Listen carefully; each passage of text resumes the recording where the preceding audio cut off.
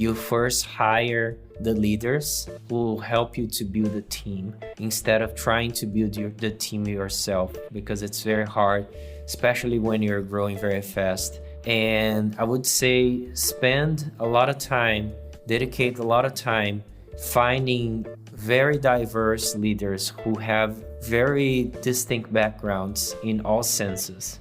And then they will help you to make the team diverse and make everybody heard. If you speak the truth and you speak about that and you talk about this topic with your leadership team, in my case, I have 3 people in the leadership team, they will reproduce it, they will do the best work as possible, and they will hire people in the same, vein, in the same type of approach that you did originally. Welcome to Latinx in Power, a podcast hosted by Thaisa Fernandes. Welcome to Latinx in Power. Today we are talking with Koji Pereira. Koji is an experienced chief design officer who has led teams at companies such as Neon, Twitter, and Google. He has a strong user-centric approach, strives to build diverse and inclusive teams, has launched products that have scale to billions of users while elevating designers to strategic thinkers. Welcome to this podcast, Koji. Thank you for having me, Thaisa. In this episode, Koji will share his insights on various design leadership topics, such as his approach to scaling up UX teams while launching consumer-facing products, building diverse and inclusive teams, measuring the success of a design project, and mentoring and coaching designers on his team. Very exciting conversation. And Koji, do you consider yourself a Latino? And if yes, what does it mean to be a Latino for you? Yes. Well, I do consider myself a Latino. Living in the US, it became very clear to me that I am part of Latin America. That's where I was born, and identify myself as part of the community where many people grew up in a part of America that was exploited and not necessarily had the same access that people had in the North America or the Anglo-Saxon America. And what does it mean to be a Latino for you?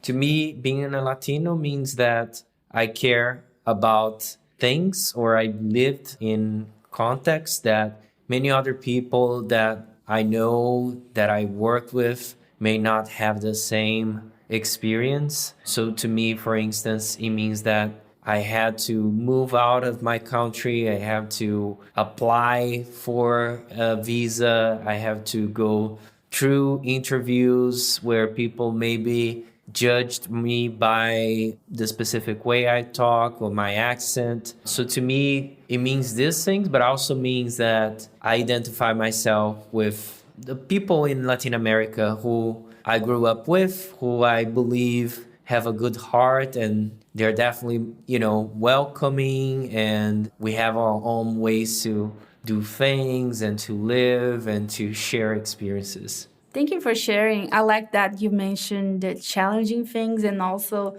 the welcoming part, the good things, I guess. And what initially drew you to the field of design, and what do you find most fulfilling about your work?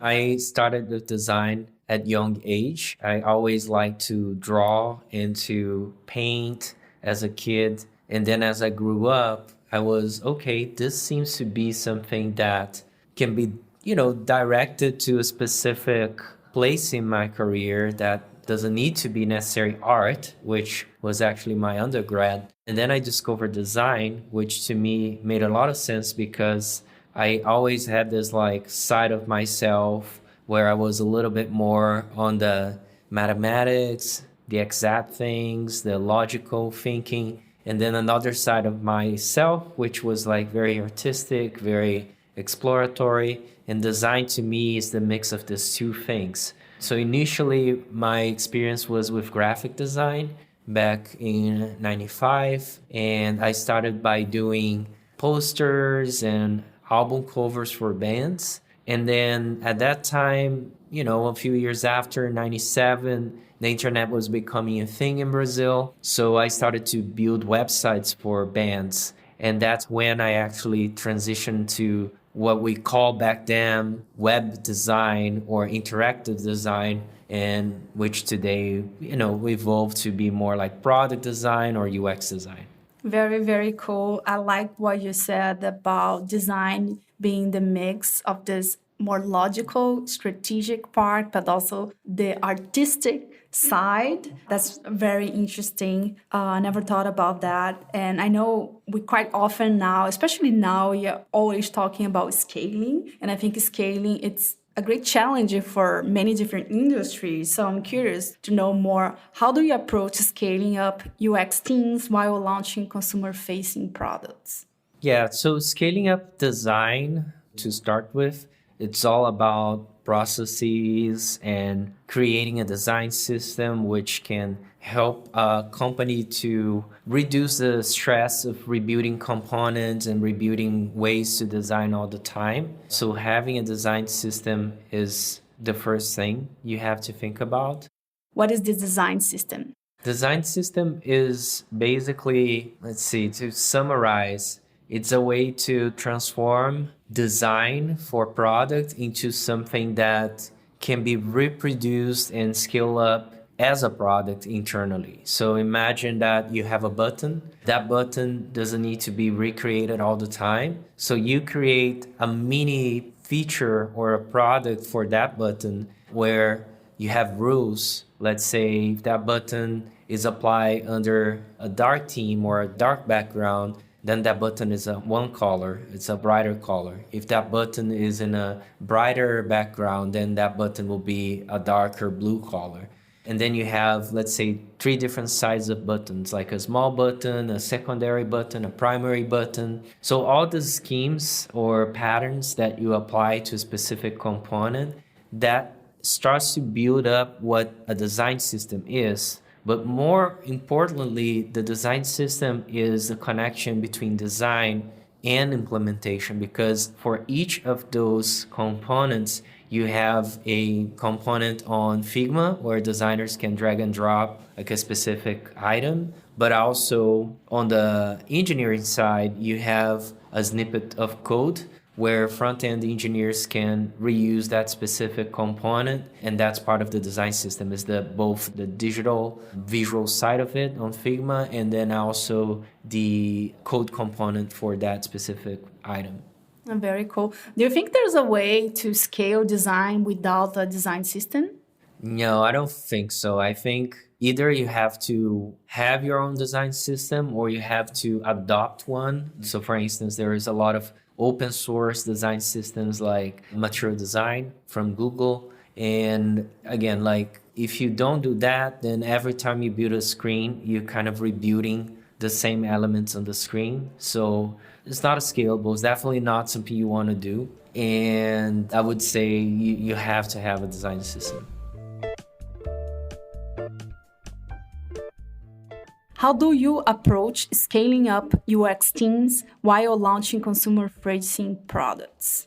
So scaling up the team, it's very important that first you identify how big the team will be in, let's say, 1-2 years, right? Like you're talking about a team of 20 people, 300 people, 15 people. And of course, to understand that, you need to also make sense of the size of the company in 1 or 2 years. What kind of challenges do you have? There's not really a recipe for that, but you have to look at many, many things to understand how big the design team needs to be. Then you have to understand, okay, from the things I want to do, what kind of profiles do I need here? Sometimes you will need someone who will be more like a visionary designer who think about the vision for your product within 5 years. And sometimes you just need someone who will create an operation to deliver fast results, right? Like those are very different types of designers.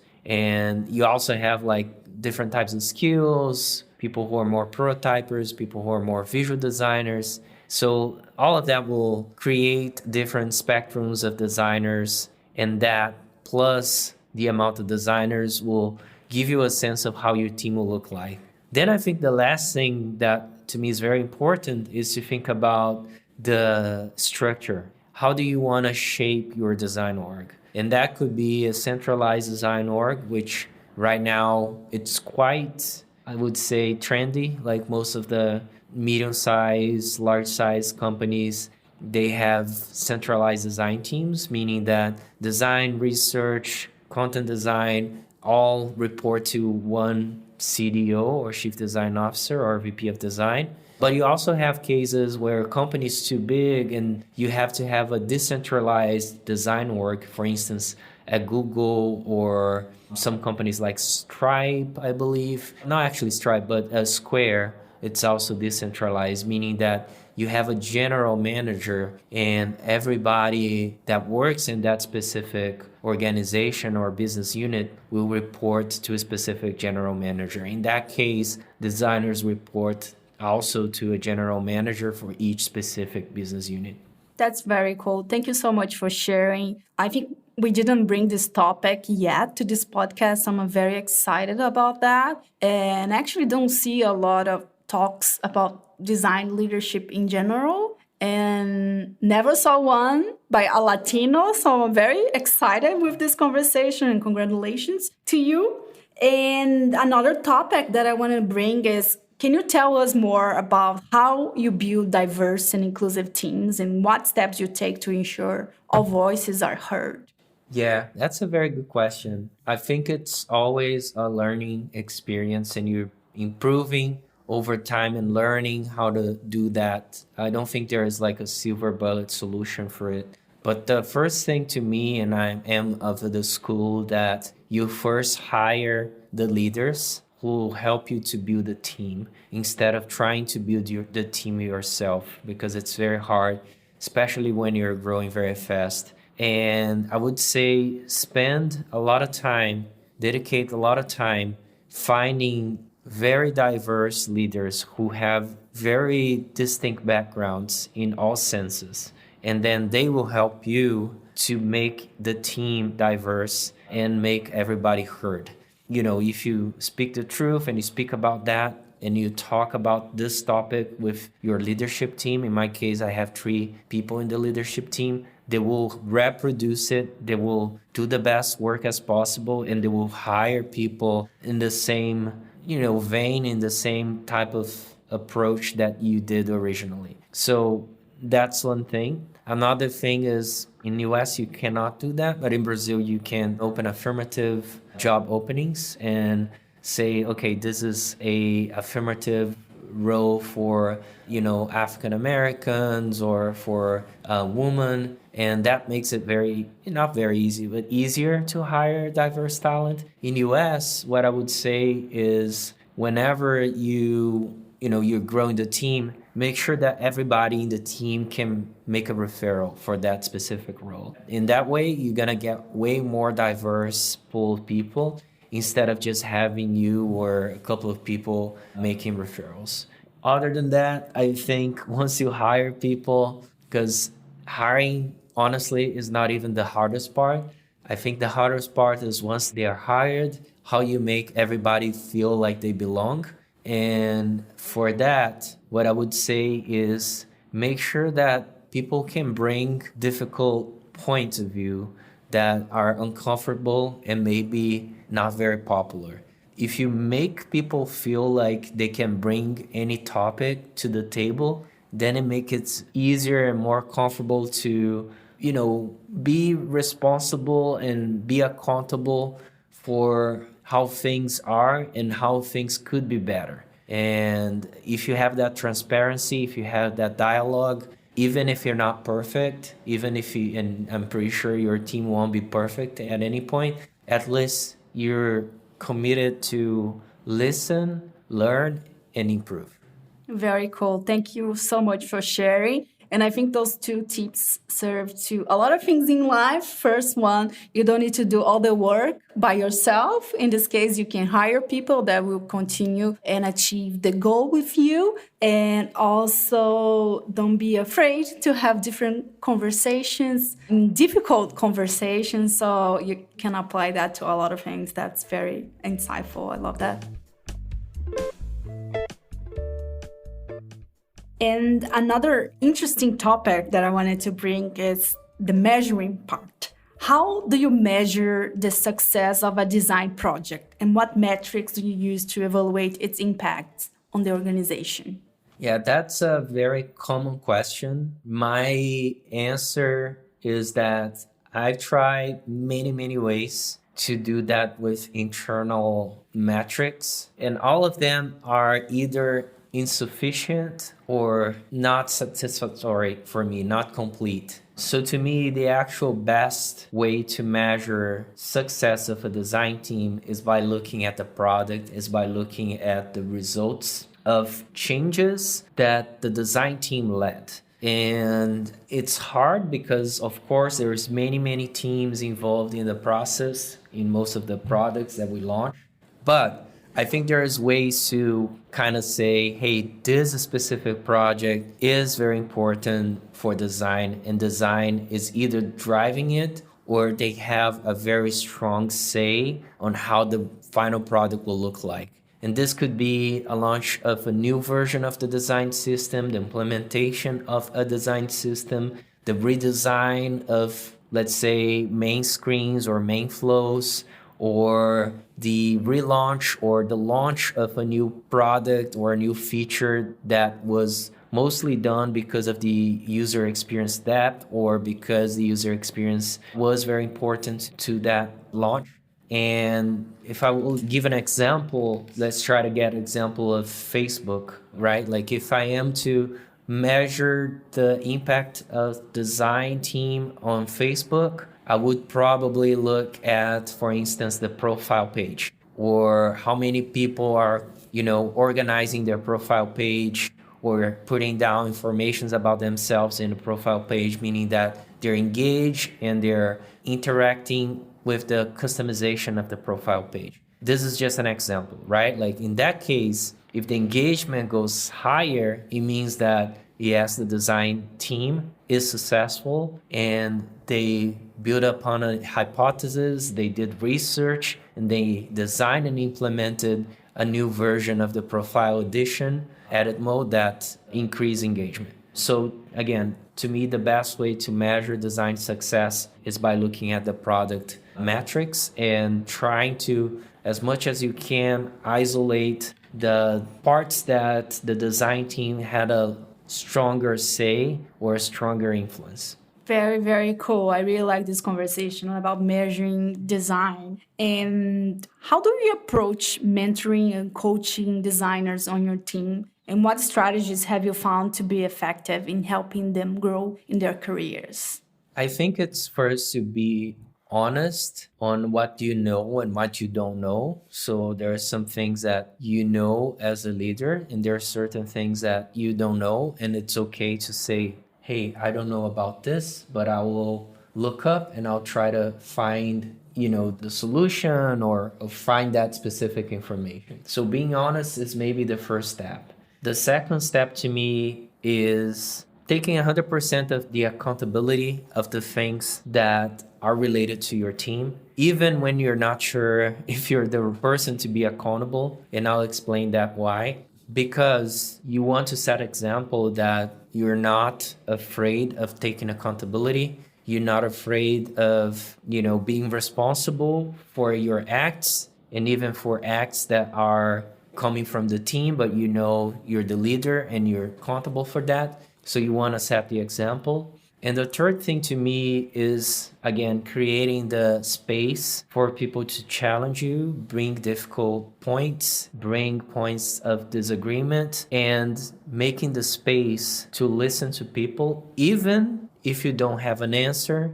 even if you don't agree, even if you just listen, So to me, those are the three most important things. So listening, being responsible for your acts and the acts around you, and just making sure that people have the space to ask you questions, even when you don't have all the answers, even when you don't have, all the full big picture of everything. So being fully honest about it. Incredible. Thank you so much for sharing. And in this podcast, we are all about sharing journeys and learning with each other. So is there any resource that you would like to mention that helped you in your journey It can be anything design related, not design related, any resource. Yeah, for design, I really like the Design of Everyday Things was the first book that I read about design. Very easy book to read. It gives you very interesting ideas of how design can impact our lives, good design and bad design. In terms of leadership, I think probably the book that I liked the most was Emotional Intelligence because it gives you a very like scientific basis on how emotional intelligence can actually make a big difference in your work relations, in your personal relationships too. And just doing a lot of like exercise and therapy and I think meditation, all of those things, I think it helps a lot too. And they're definitely very important if you are under a lot of pressure, if you're under a lot of like difficult work to do every day, use those resources in order to make sure that you're safe and you feel like you're your best self and you can act on things with clarity. Incredible. I love those two books. Really good recommendations. And we love when people talk about therapy in this podcast. So thank you so much for sharing. Thank you so much for your time. I really enjoyed our conversation. And I'm going to leave the last minutes for you to share anything you want to share and where people can find you. Okay, so I think the easiest is my LinkedIn, Koji Pereira. I also have a website, but there's not much there. It's more about the work I did. And in terms of messages, I would say don't, feel afraid of taking the hard decisions in your life. I think we are in a moment where there's a lot of uncertainty and people feel afraid of moving in the wrong direction.